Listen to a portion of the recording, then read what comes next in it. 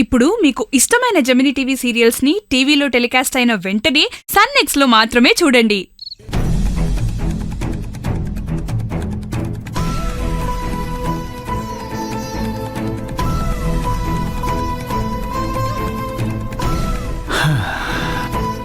అరే రత్నం, నేనంటే దొంగనయ్యాను, మరి నువ్వెందుకురా నాతో పాటు దొంగవయ్యో? ఓ, నువ్వేనా వ్యాపారం చేసి ఉండొచ్చు కదరా. రే, ఇలాంటప్పుడు నీ మేనగోళ్ళకి కనీసం పుస్తకాలు కొనివ్వడానికో కాలేజీలో చదివించడానికో ఉపయోగపడేవాడివి. ఛే బావా, ఇప్పుడు అవన్నీ ఎందుకు గాని జ్యోతమ్మకి చదువులో ఎట్టా సాయం చేయాలో అది ఆలోచించు.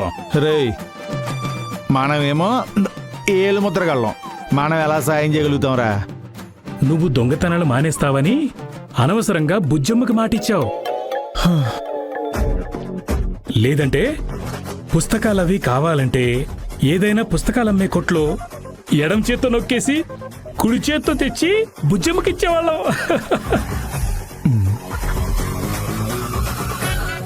ఇదిగో దొంగరత్నం. నా బుక్స్ కోసం ఈ దొంగతనం చేస్తే పోలీసులు మక్కలు ఎరగదీస్తారు. వినబడింది పాపకి. రే, నా కూతురు చాలా తెలివైందిరా. మనం మనసులో మాట్లాడుకున్నా తనకు బాగా అర్థమైపోద్ది. ఇదిగో జ్యోతమ్మ, మీ మావయ్య చెప్పింది కరెక్టే. నేను మాటిచ్చాను కాబట్టి గమ్మునున్నాను, లేకపోతే దొంగతనం చేసి నీకు కావలసిన పుస్తకాలు తెచ్చిచ్చుండేవాడిని. అయ్యా రంగా, ఇప్పుడు దొంగతనాలు చేయటం అంత ఈజీ కాదు. సీసీ కెమెరాలుంటాయి, అడ్డంగా దొరికిపోతారు. ఈసారి దొరికారే అనుకో, పాత కేసులన్నీ తవ్వేసి చచ్చేదాకా లోపలేస్తారు. అదొక్కటే కాదు జ్యోతమ్మ, ఊళ్ళో ఎవరు దొంగతనం చేసినా మీ నాయన్ని మీ మామని లోపల పెట్టి కుమ్మేసేవాళ్ళు. ఓసే రమణే, నీకు ఎంత జ్ఞాన సంపద ఎక్కడి నుంచి వచ్చిందే? నా కూతురు చదువుకుంది, ఏ దొంగతనానికి ఏ శిక్షలుంటాయో అన్నీ చెప్పింది. చెప్పమంటావా? వద్దులే. ఇదిగో రంగా, నాకు మాటిచ్చావు, నేను పాస్ అయ్యేదాకా మందు బందు దొంగతనం చేయను, కనీసం మీ అమ్మ డబ్బులు దాచి పోపు డబ్బాలు కూడా చెయ్యి పెట్టనని చెప్పావు. మాట మీద ఉంటావుగా? 100కి 1000% నేను మాట మీదే ఉంటాను బుజ్జమ్మా. నా బిడ్డకు మంచి జరగాలి అంటే నేను అస్సలు తప్పు చేయకూడదు. బుజ్జమ్మా, నువ్వు బాగా చదువుకో. నా బాధల్లా కనీసం నీకు పుస్తకాలైనా కొనివ్వలేకపోతున్నాను అని. ఏం కాదులే రంగా, పుస్తకాలు లేకపోతే ఏంటి, నెట్లో డౌన్లోడ్ పెట్టుకుని జిరాక్సులు తీయించుకుంటాను, తక్కువలో అయిపోతుంది. అయితే సరే, రేపు నుంచి పరీక్షలు అయ్యేదాకా ఏ పని చెయ్యదు బుజ్జమ్మా, బాగా చదువుకో.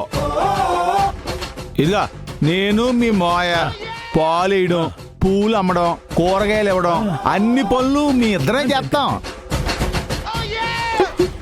ఇది మరీ మూటలు మోసేంత కష్టమైన పనేం కాదులే. సరే, నల్లబాలు మీకు తోడుగా ఉంటాడులే.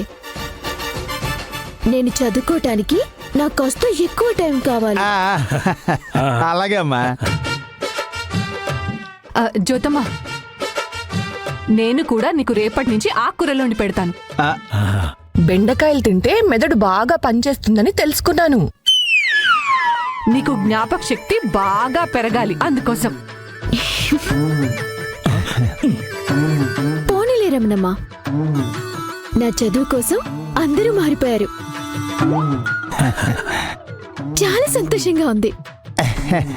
ఇదిగో రమణే, ఆ బెండకాయ కూరేదో ఇదిగో నీ తమ్ముడికి అంత ఎక్కువ పెట్టు, ఆడికి అసలు బుర్రే లేదు. బావా,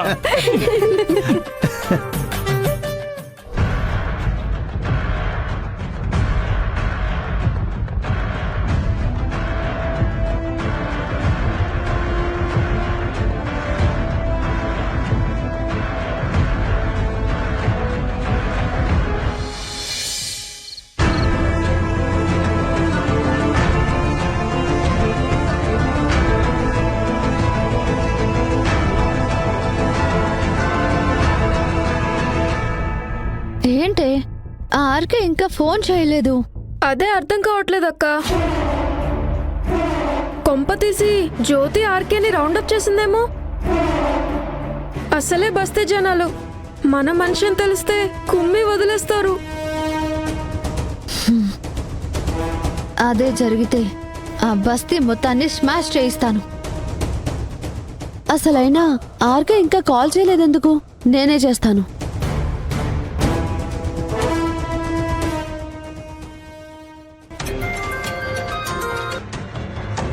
హలో ఆర్కే. అమ్మాయి గారు, విన్నానండి, మొత్తం విన్నాను. జ్యోతి ప్లాన్ ఏంటో క్లియర్గా తెలుసుకున్నాను. నాచకుండా విషయం ఏంటో చెప్పు. దాని దగ్గర బుక్స్ ఉన్నాయా? తను ఎలా ప్రిపేర్ అవుతుంది? అసలు ఏంటి ప్లాన్? ఆ జ్యోతికి మీకున్న తెలివితేటలు లేవండి ప్లాన్ వేసి దెబ్బ కొట్టడానికి.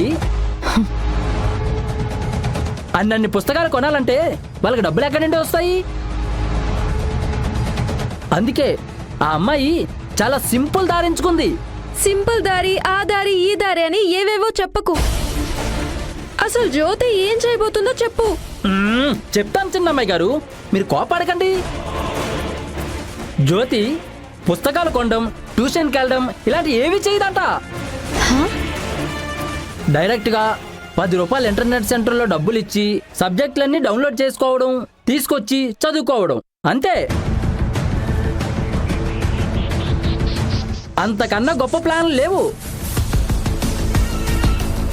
ఆమెకు పెద్ద తెలివితేటలు లేవు. అది నెట్లో డౌన్లోడ్ చేసిన మెయిన్ సబ్జెక్ట్స్లో అసలు క్వశ్చన్ పేపర్ ఎంత టఫ్గా ఉంటుందో అస్సలు ఊహించను కూడా ఊహించలేదు. ఆ? అయితే ఇక మనం ఏ టెన్షన్ పడాల్సిన అవసరం లేదన్నమాట. తనకి కనీసం 35 మార్క్స్ కూడా రాకుండా చేయడమే నా టార్గెట్. అంతే అక్క, అలానే చేయాలి. దాని పొగరు అణచాలంటే కనీసం అది పాస్ కూడా అవ్వకూడదు. ఆ దెబ్బతో అది బయటికి కూడా రాదు. సరే ఆర్కే, నువ్వు ఎవ్వరికంటా పడకుండా అక్కడి నుంచి వచ్చేసి. అలాగే అమ్మాయి గారు. ఉంటాను. పాపం అది అనవసరంగా రెచ్చిపోయి నాతో ఛాలెంజ్ చేసింది. ఎప్పుడు పాస్ అయిపోయి బస్తీని ఉద్ధరిస్తానన్న రేంజ్లో బిల్డప్ ఇచ్చింది. అమ్మ కూడా అది పాస్ అయితే 10 మందికి ఉపయోగపడుతుందని చెప్పింది. 10 మందికి కాదు, అది ఫెయిల్ అయ్యేలా చేసి దానికి అదే ఉపయోగపడకుండా చేస్తాను.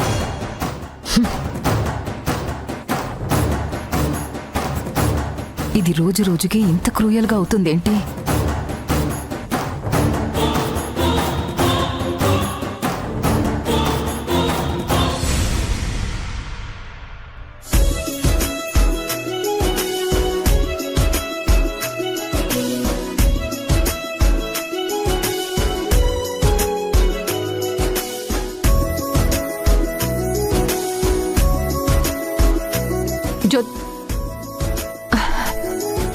అయ్యో జ్యోతి, బారెడు పొద్దెక్కినా ఇంకా లేవలేదు. జ్యోతమ్మా, జ్యోతమ్మా లే.